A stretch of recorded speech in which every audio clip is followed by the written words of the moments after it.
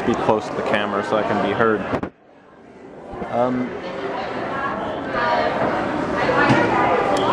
I'm taking an elective, and it's in Introduction to Canadian Literature 2, but that's not really relevant. It's my first time taking a literature course in university, and lately there's been we've gone over the idea of the silent poet, and on a similar note, what kind of appreciators of poetry, or what kind of poets are made by the preference for either flux or clarity.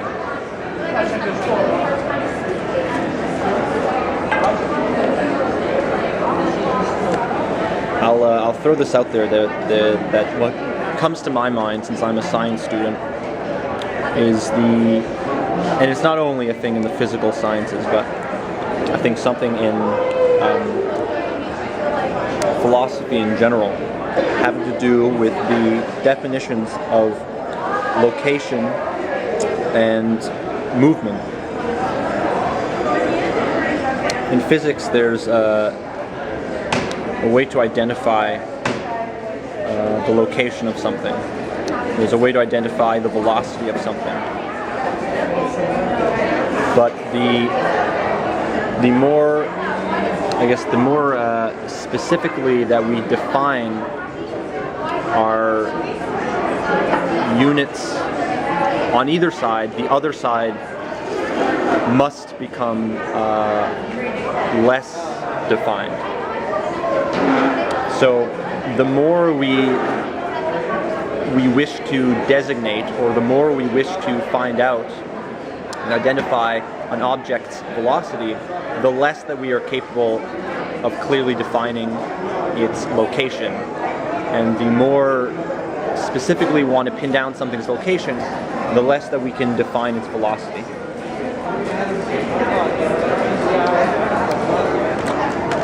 And this is not only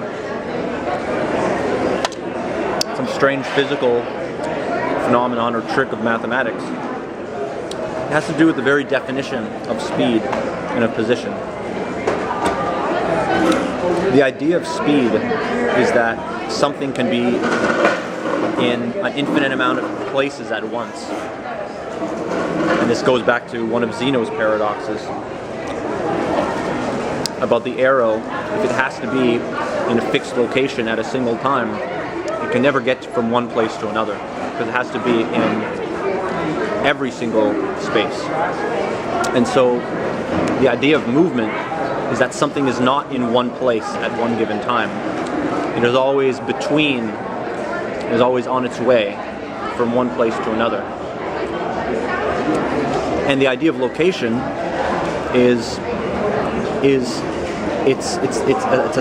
the very concept of location is to have a still picture of something that is unmoving, absolutely unmoving, because then you can say that it is right here. And if you want to have some concept of both, they both have to be estimations. They have to be rough concepts of, okay, well, within the certain, I don't know, square meter or whatever, square foot, this thing is at this location. But it's also moving at roughly this velocity. Now, to bring this back to the context of poetry,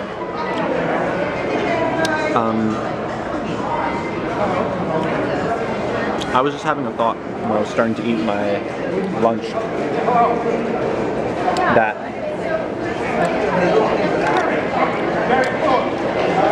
I was wondering how a poet lives in terms of action, because in one framing I'm thinking of the writing of poetry to be a kind of reaching on understanding. I just attended my literature class this morning. My battery's running low. I'm going to change the battery. So I just had my literature class this morning, and we were studying over a poet named Gwendolyn something or other. The Gwendolyn Rose. It was Gwendolyn something. A Canadian poet, since that's our course. Was fascinated with myth, and she got herself involved in various foreign languages, such as Egypt, etc. And she had a difficult upbringing.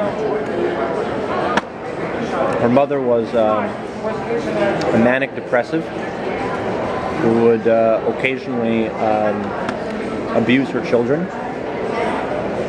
and eventually slit her throat and attacked the poet's Gwendolyn's mother when she was a child with a knife. She had to be confined to various mental institutions. In any case, we were watching a video and it was expressed that Gwendolyn wrote poetry as a way to rationalize the world, to justify various important elements in her life.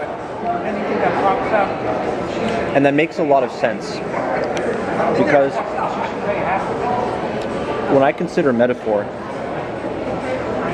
I consider language to be metaphor. I consider metaphor to be the tool in which we package information that is too complex for us to truly grasp in every aspect of its detail.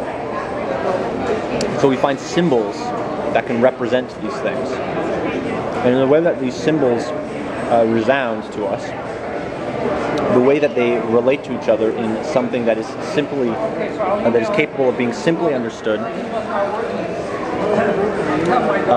that is how we derive meaning from information. It's about patterns, and those patterns is what we feel good about.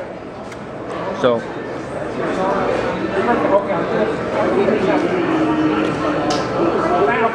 I think poetry is to turn metaphor into, I guess, something artful, something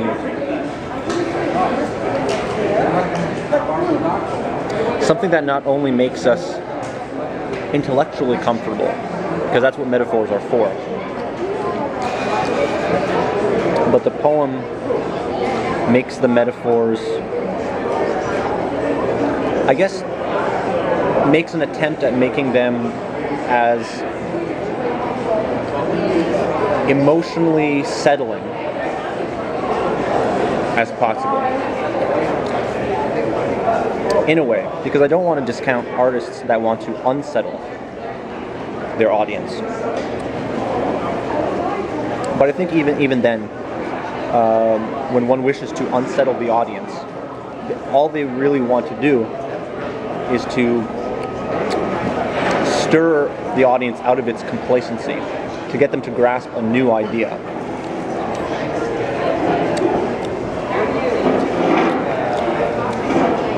So even there, you can probably suspect the poet at still wanting to reach some kind of understanding.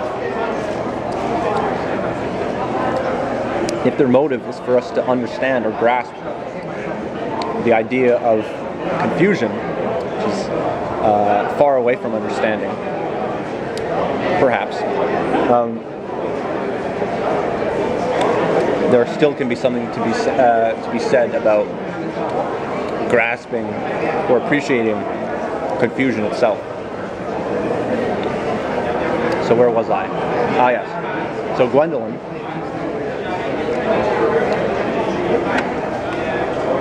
seemed to use poetry to metaphorize and make palatable and what she encountered in her life.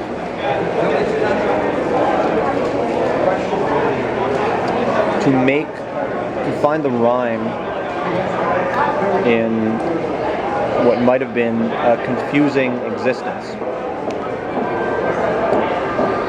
if a person can appreciate their suffering, I'm guessing that the suffering can be more easy to digest.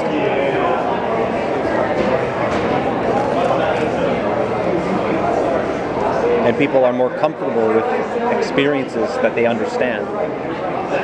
If they know that they have a role,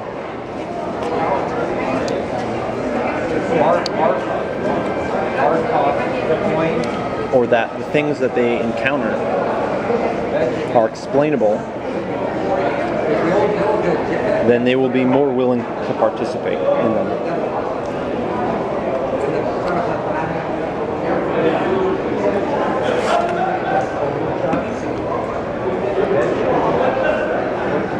And so poetry renders the truth that much more beautiful.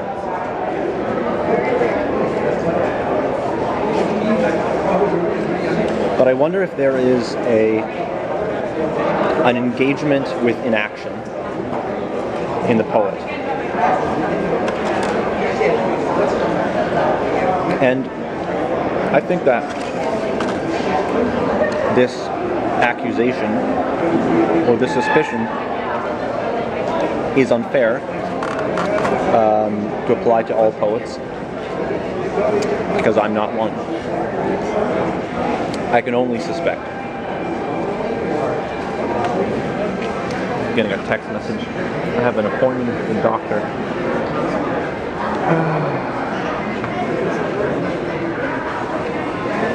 Okay.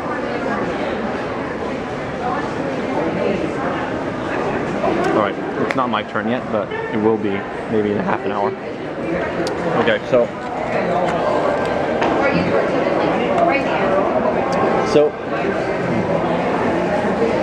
I'm a person who has the need to intellectualize things through and through in order to grasp them. And my friend Galen tells me, and this was in a conversation about cinema, that to appreciate some things, I have to just sit back and allow myself to drink in the experience, to feel the work of art.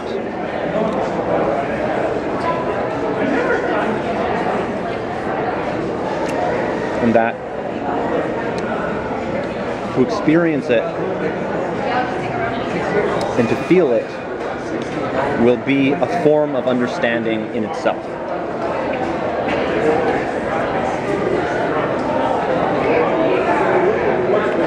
And now, if you and I were paying attention to what I was saying before about how poetry turns metaphors into something that is not only intellectually comfortable but emotionally comfortable, then you'll see a relationship between what I just said now and what I said before.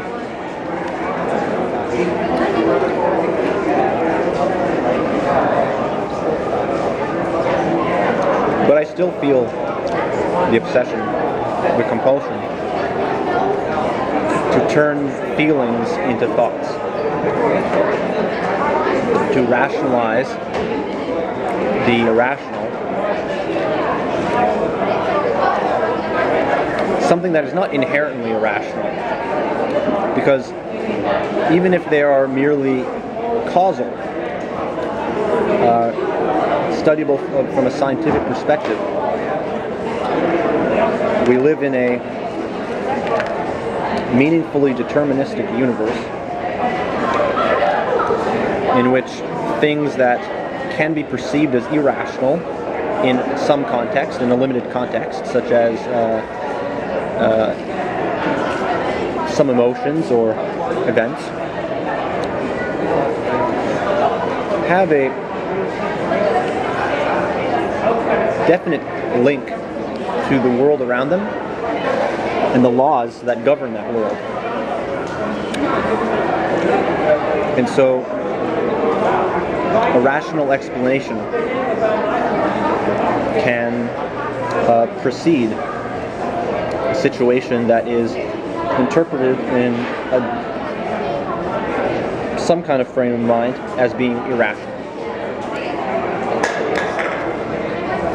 I went on a tangent there. To go back to the poet and the life of the poet in terms of action and inaction, I suspect that the kind of poet that acts only after they're able to become comfortable with their situation is a poet that constantly has to take a break from the action in order to understand. Especially if their life is hard to explain, it's hard to cope with. The experience, and then they need to formulate it. They need to write it. They need to poeticize it. And once they have done that, they put it out into the world. And then perhaps their experience is to see how it is received. But it's something of a cycle. And this goes back to my idea of the ideas of flux and of movement.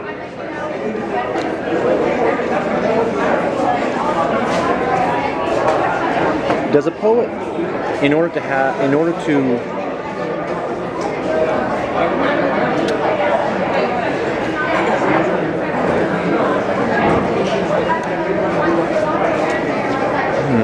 there must be some kind of trade-off of understanding between being still and being always on the move.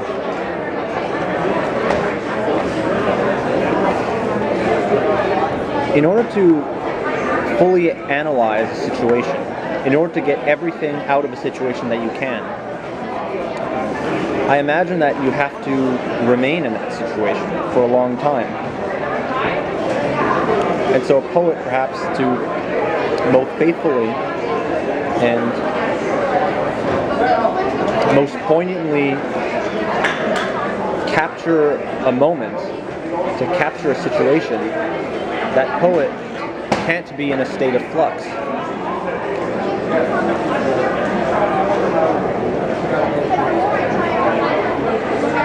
But then how is there an understanding of what got them to that situation and what that situation is bringing them to? In order to relate moments to one another, in order to get a grander context, in order to represent time, an artist can't be dwelling on a single moment, can't be making a grand masterpiece that takes them 10 years to paint, so to speak. And in a way, I can imagine that an artist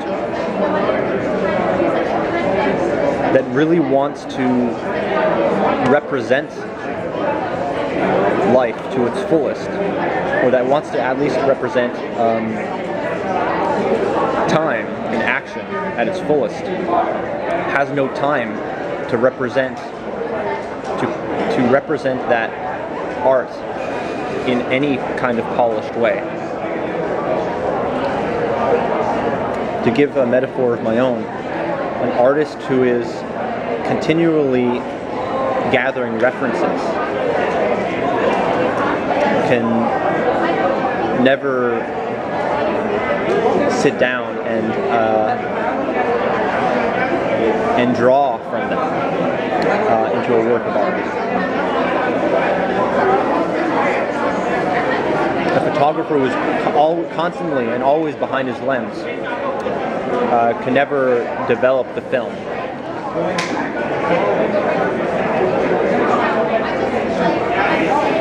A filmmaker that is always shooting can never sit down to edit and publish.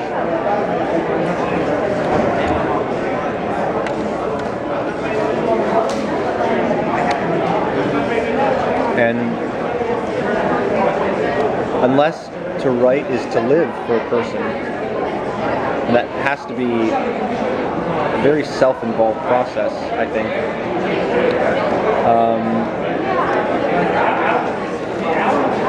That person cannot stop to write. And if to write is to live, then perhaps that person cannot stop from writing in order to publish. Alright, so that's that metaphor.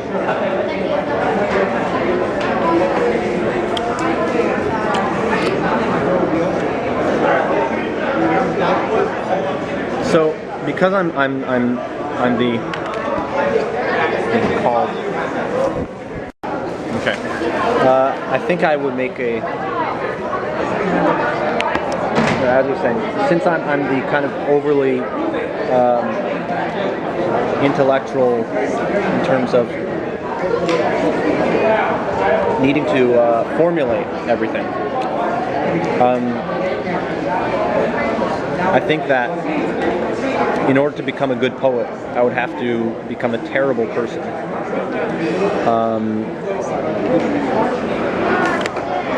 I would have to stop considering my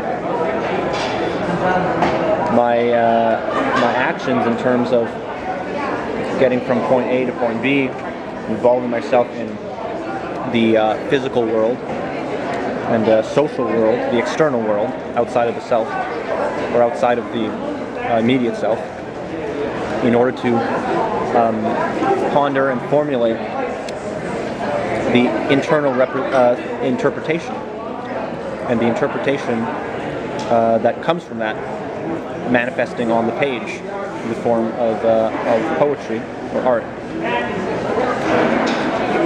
And conversely, inversely, whatever, in order to be adept at living, I would have to be a terrible poet.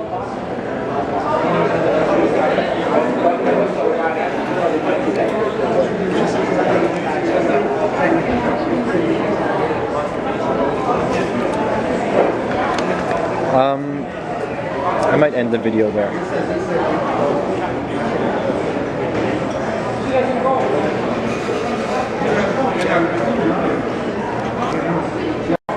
Yes, additional note. There's something that Gwendolyn said in an interview. I think when being asked if she was satisfied as a poet, and one of the things that she said was that she imagined that if she were to ever be satisfied as a poet, she would have no more cause to write anymore. As if, as though writing poetry was an exercise in alleviating dissatisfaction. That as long as a poet was writing, they were still going through a kind of dissatisfaction, a kind of mismatch between themselves and the world.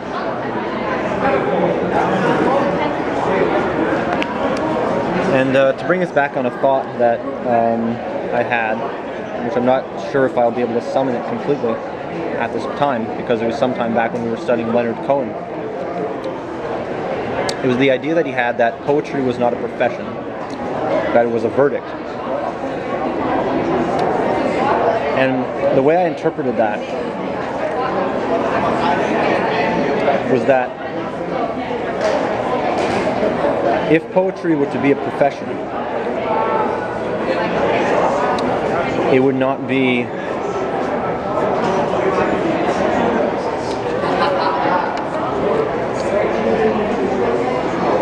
almost always be earnest.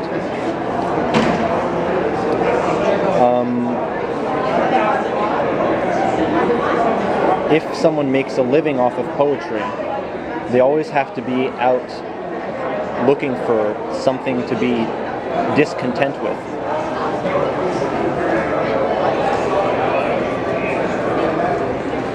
But if poetry is a verdict, then it is something that a person has to say about the world. It's not a chore. It's not an assignment. It's not, I'm writing this poem because it's the poem that I have to write this week. It's, I have a poem to write because I'm trying to make sense of this specific issue.